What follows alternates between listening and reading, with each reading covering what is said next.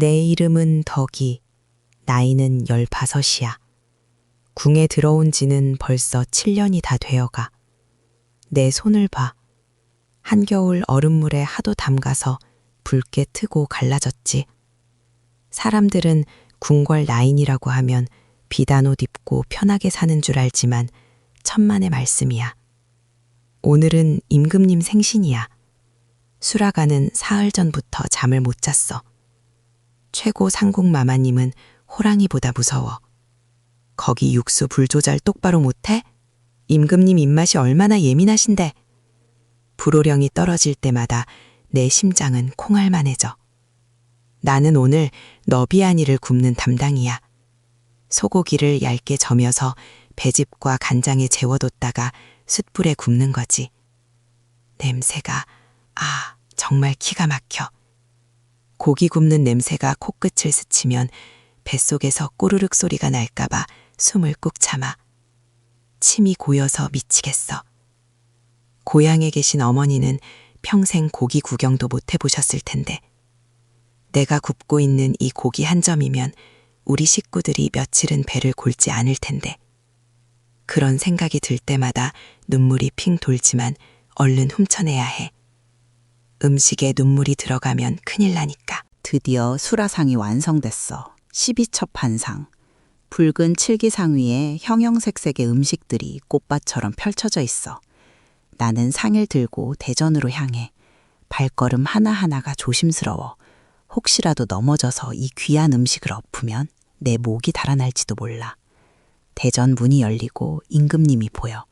골룡포를 입고 앉아 계신 모습이 태상 같아. 그런데 가까이서 보니 어깨가 축 처져 있어. 깊은 한숨 소리가 들려. 전라도에 또 홍수가 났다더냐. 임금님은 젓가락을 들었다가 놓으셔. 너비아니는 쳐다보지도 않으셔. 그 맛있는 냄새가 임금님에게는 역하게 느껴지는 걸까? 백성들은 굶어 죽는데 혼자 기름진 고기를 먹는다는 죄책감. 그게 왕의 식욕을 앗아간 거야. 결국 수라상은 거의 그대로 물려나왔어. 우리는 안도의 한숨을 내쉬면서도 마음이 무거워. 임금님이 남기신 음식은 우리 차지거든. 하지만 기쁘지 않아. 나라의 어버이가 수저를 들지 못하는데 자식 같은 우리가 어찌 편히 먹겠어. 왕의 밥상은 세상에서 가장 화려하지만 동시에 가장 외로운 밥상이야. 나는 식어버린 너비아니를 씹으며 생각했어. 높은 자리에 앉는다는 건 맛있는 걸 앞에 두고도 마음껏 먹지 못하는 형벌을 받는 거구나. 나는 양반집 아들이야. 하지만 서자지. 어머니가 노비 출신이거든. 그래서 아버지를 아버지라 부르지 못하고 대감마님이라 불러야 해. 밥상도 당연히 따로 받아. 형님들은 사랑채에서 5첩반상을 받지만 나는 부엌 한 구석에서 하인들과 섞여서 밥을 먹어. 오늘은 대감마님이 친구분들을 불러 연포회를 하신대. 두부잔치지. 두부는 정말 귀해. 콩을 불리고 갈고 끓이고 간수를 넣어 굳히는 과정이 얼마나 힘든지 알아. 맷돌을 돌리느라 팔이 빠질 것 같아. 내가 땀 뻘뻘 흘리며 만든 두부야. 사랑채 마루 밑에서 나는 그들이 먹는 소리를 들어. 허허, 두부가 눈처럼 희고 부드럽구려.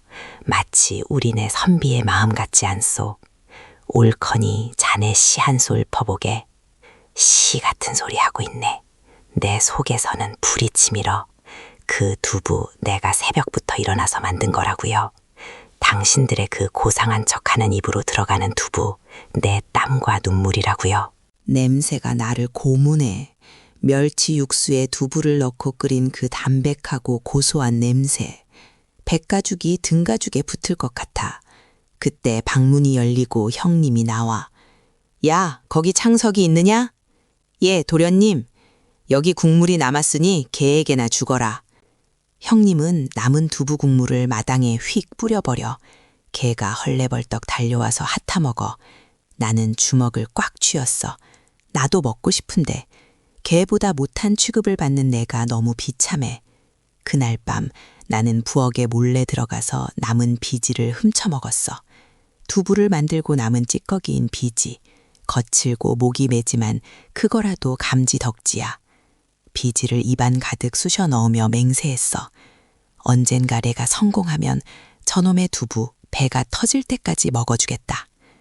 양반들의 우아한 연포의 뒤에는 이렇게 비지를 씹으며 울분을 삼키는 서자의 눈물이 있었단다. 음식은 때로 권력이고 차별의 도구가 되기도 해. 임진왜란이 터졌어. 외놈들이 쳐들어왔다는 소문에 우리 마을은 쑥대밭이 됐어.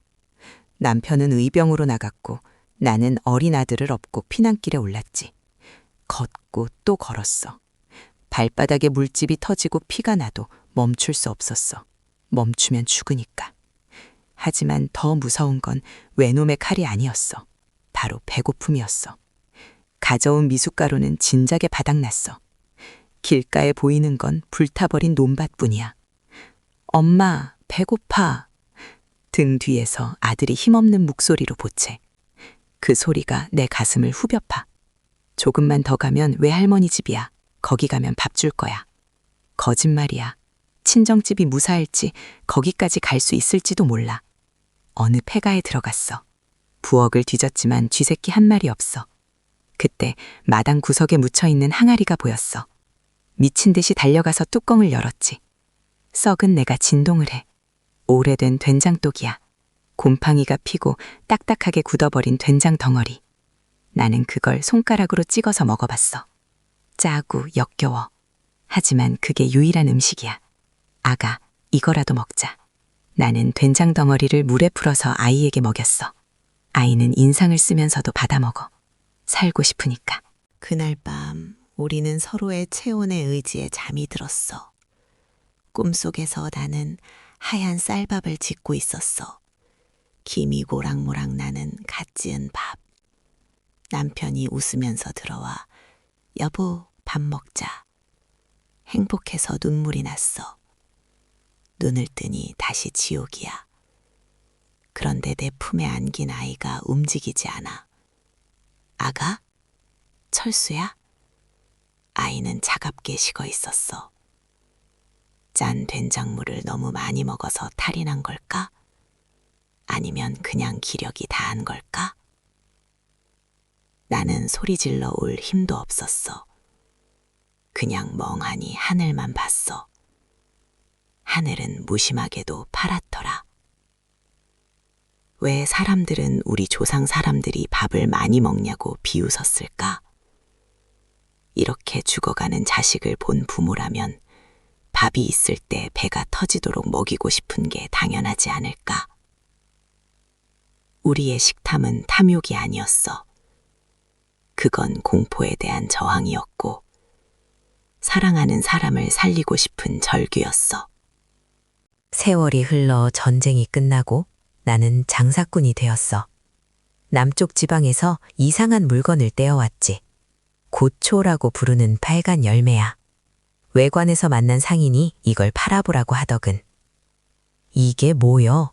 독초 아니여? 사람들은 빨간 고추를 보고 기겁을 해. 아이고, 이걸 먹으면 창자가 녹아내린다던데. 나는 오기가 생겼어. 찾아, 보시오. 내가 직접 먹어보리다. 나는 사람들 앞에서 고추를 한 입에 여물었어. 순간 입안에서 폭탄이 터지는 것 같았어. 혀가 타들어가고 눈물이 핑 돌았지.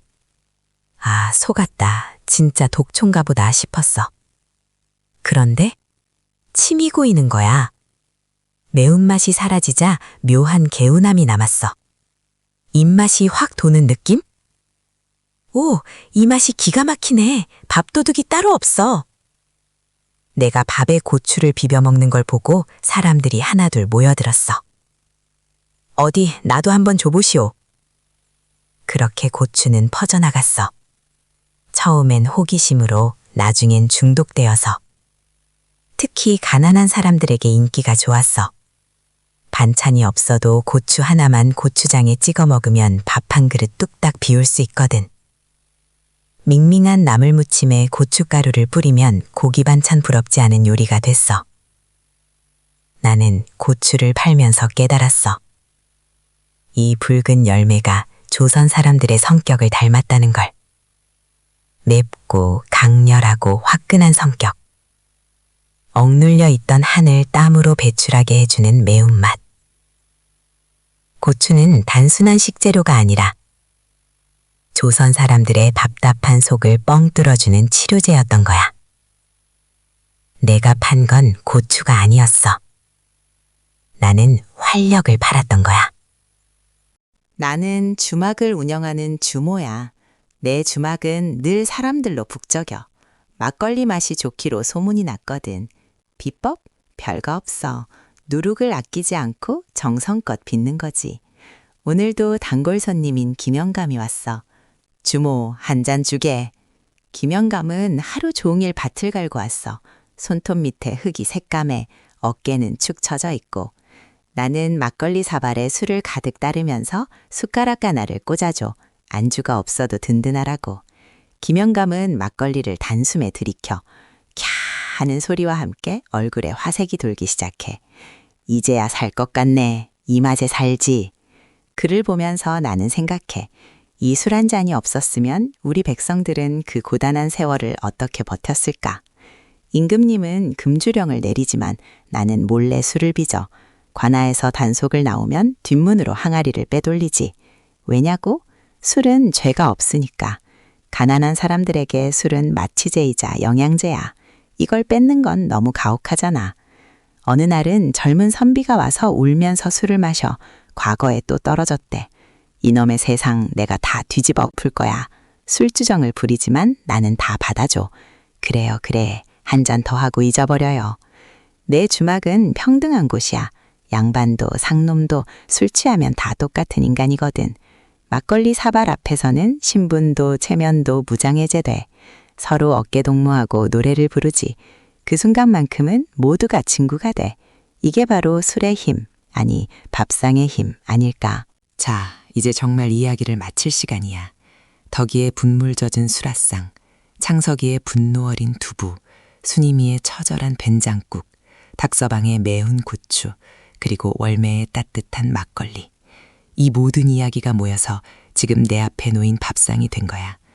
네가 오늘 먹은 김치찌개에는 18세기 박서방의 모험이 담겨 있고 네가 마시는 막걸리에는 주모 월매의 따뜻한 마음이 녹아 있어. 우리는 단순히 영양소를 섭취하는 게 아니야. 우리는 역사를 먹고 문화를 먹고 조상들의 삶을 먹는 거야. 그러니 부탁 하나만 할게. 오늘 저녁 밥을 먹을 때는 스마트폰을 잠시 내려놓고 밥알을 천천히 씹어봐. 그리고 마음속으로 한마디만 건네줘. 잘 먹겠습니다. 고맙습니다. 그 한마디가 500년 전 굶주림 속에서도 희망을 잃지 않았던 그분들에게 닿을 거야. 그리고 그 따뜻한 기운이 너의 내일도 든든하게 채워줄 거야. 자, 이제 정말 안녕. 밥 잘 챙겨 먹고 건강하렴. 그게 최고의 효도고 최고의 역사 공부란다. 이야기는 여기서 끝이 나지만 여우는 내 마음속에서 계속될 거야. 우리가 매일 마주하는 밥상이 결코 평범하지 않다는 것. 그것만 기억해준다면 이 긴 시간 여행은 성공한 셈이지. 잘 가, 나의 친구.